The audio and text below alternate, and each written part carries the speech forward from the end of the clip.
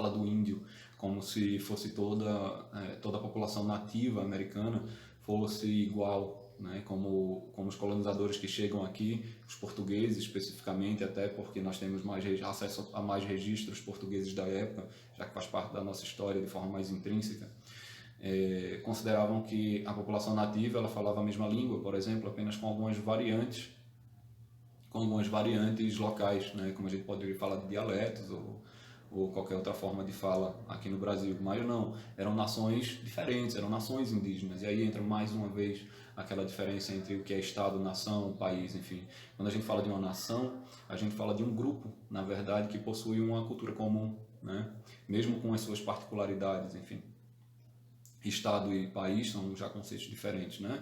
Quando a gente fala de país, a gente fala de um território pré-estabelecido por fronteiras. Quando a gente fala de Estado, a gente fala das instituições burocráticas, administrativas que dirigem, digamos assim, todo aquele conjunto social, né?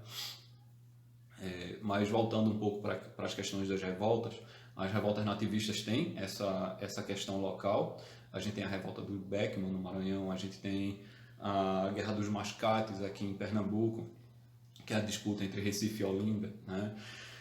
E aí é uma grande questão também em relação à administração colonial, essa guerra dos Mascates. Por quê?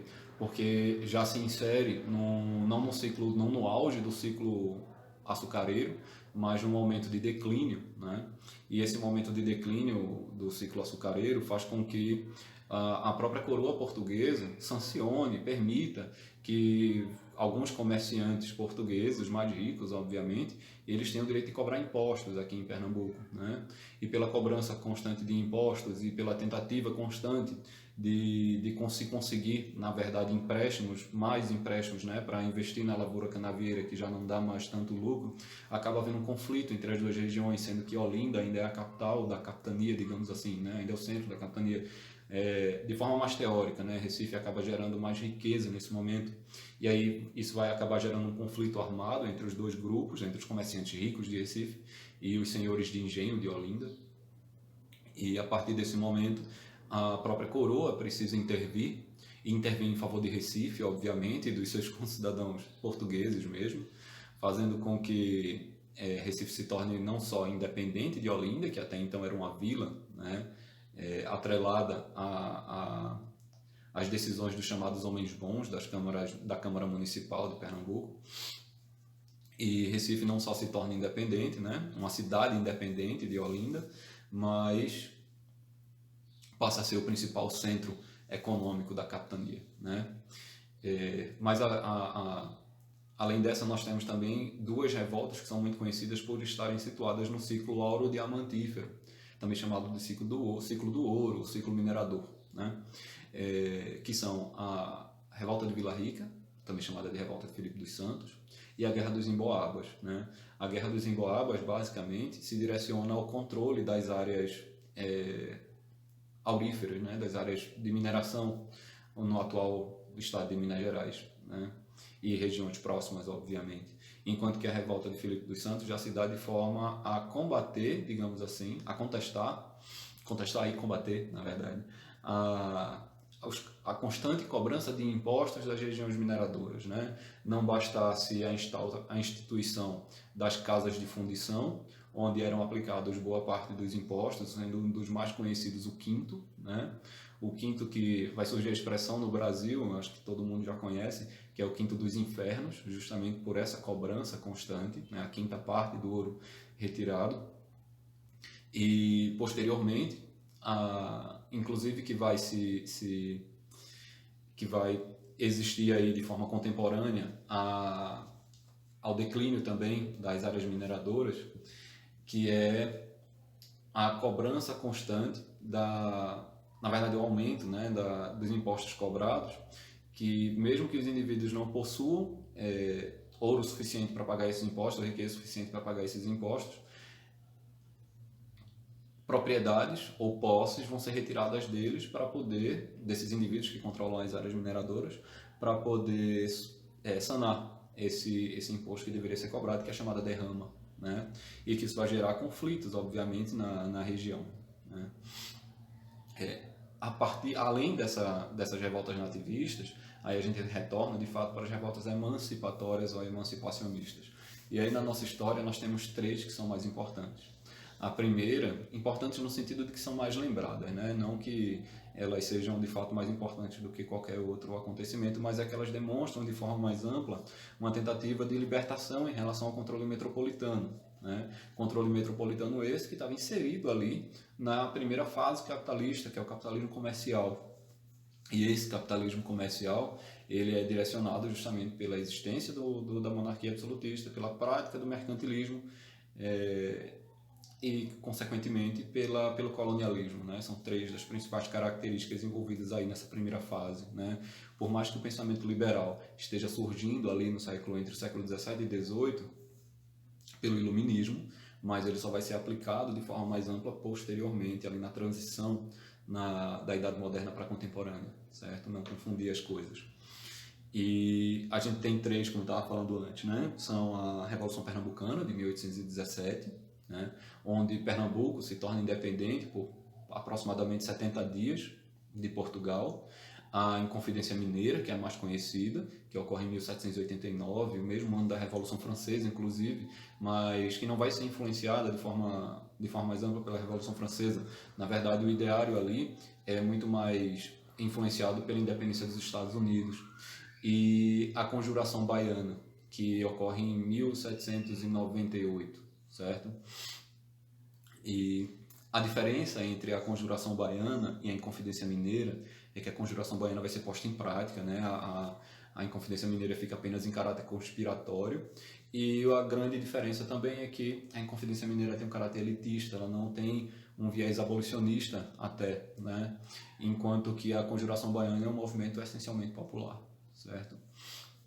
E, inclusive, com lideranças populares, né, com lideranças dessas minorias, a gente poderia dizer, e com a ampla participação de grupos de indivíduos escravizados e ex-escravos, e até de grupos descendentes dos nativos originários antes dos colonizadores chegarem aqui. Né? E aí, o que é que esses movimentos têm em comum? Na verdade, é a adoção de práticas republicanas, a adoção de práticas que são considerados como liberais nesse momento, iluministas. Né?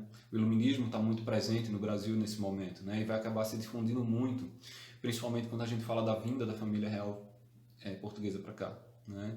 Que, apesar de que deles representarem um modelo absolutista, mas muitos intelectuais vêm também nesse processo, artistas vêm também e vão disseminar uma série de correntes de pensamento diferentes aqui no Brasil. Né? Não só os filhos das elites que foram estudar na Europa e voltaram para cá com essas influências. E a Revolução Pernambucana, inclusive, ela também não tem um caráter tão popular assim, ela é direcionada pelas nossas elites agrárias, essencialmente, né? Pelas aristocracias rurais. E ao mesmo tempo que ela é iniciada pelas aristocracias rurais, ao longo do tempo ela perde o apoio dessas aristocracias, então tornando possível assim um abafamento até muito mais rápido por parte da metrópole, infelizmente, né? Apesar de que a Revolução Pernambucana posteriormente gera frutos, né? Nós temos a Confederação do Equador, já após a independência, 2 anos após a independência, em 1824, com Pernambuco encabeçando outros estados, na tentativa de se tornar independente daquele Brasil, né? Discordando em boa parte, assim, essencialmente do autoritarismo de Dom Pedro I e coincidindo até com a instituição da nossa primeira Constituição, a Constituição outorgada, né, que é de 1824 também. Mas enfim, antes nós estávamos falando sobre as formas como o Estado patrimonialista também se dava aqui no Brasil. E é interessante porque mesmo com a instauração do governo geral, o governo geral ele vai ser muito presente nas regiões mineradoras, essencialmente, porque naquele primeiro momento de auge, né, porque de onde vem a maior parte da renda da colônia para Portugal, apesar de que boa parte desse ouro retirado para Portugal é escoado daqui para lá e de lá para a Inglaterra, né? Já que a economia portuguesa também era extremamente dependente da economia inglesa, né? Através do chamado Tratado de Panos e Vinhos, já que as manufaturas portuguesas não eram tão desenvolvidas quanto as inglesas, e Portugal trocava essencialmente esses produtos manufaturados pelos que ele produzia, né? Pelos seus artigos primários. E sempre precisava completar, digamos assim, a riqueza nessa transição, né? E aí o ouro brasileiro vai servir muito para isso, na verdade. Não bastasse a atividade corsária sancionada pelo governo inglês para saquear os galeões espanhóis no Mar do Caribe, principalmente, isso ainda ocorria, né, na relação com Portugal. E além dessas regiões mineradoras, as capitanias mais próximas, né? A gente tem no primeiro momento a capital brasileira sendo Salvador, e vai permanecer durante um tempo. A capital brasileira só vai se mudar para o Rio de Janeiro com a vinda da família real portuguesa para cá. E as capitanias próximas a essa região central do governo, na verdade. E as outras regiões, elas meio que funcionam como estados dentro de estados, né? Apesar daquela característica geral da sociedade patriarcal que a gente falou antes. Então, assim, nas áreas de grande produção rural, essas aristocracias rurais vão se fundamentar enquanto oligarquias locais e vão ter mais poder nessas regiões, obviamente, do que o próprio governador-geral de uma forma mais direta. E a gente pode até fazer uma relação um pouco frágil, até dizendo que meio que as sementes do coronelismo no Brasil estão aí, né, de fato, nas nossas elites, nas nossas aristocracias produtoras de primários, né? As nossas commodities, das nossas commodities, a bem dizer. E, além disso, obviamente, nas regiões mais ao interior, nós temos grupos sertanistas, nós temos grupos pecuaristas, nós temos os próprios jesuítas, na verdade, comandando alguns aldeamentos. Nós temos a produção de drogas do sertão ao longo do tempo ali na região norte, na atual região norte do país. E ali vai ser uma das maiores bases jesuítas. Apenas Marquês de Pombal, que é o déspota esclarecido mais conhecido de Portugal, né, na nossa história, apesar dele não ter sido monarca, mas ele era o indivíduo de confiança do rei, era ele que geria o Estado português nesse momento. E ele vai expulsar os jesuítas do território brasileiro, né? E vai gerar um conflito nessa área produtora das drogas do sertão, gerando até as chamadas guerras guaraníticas nesse momento, né?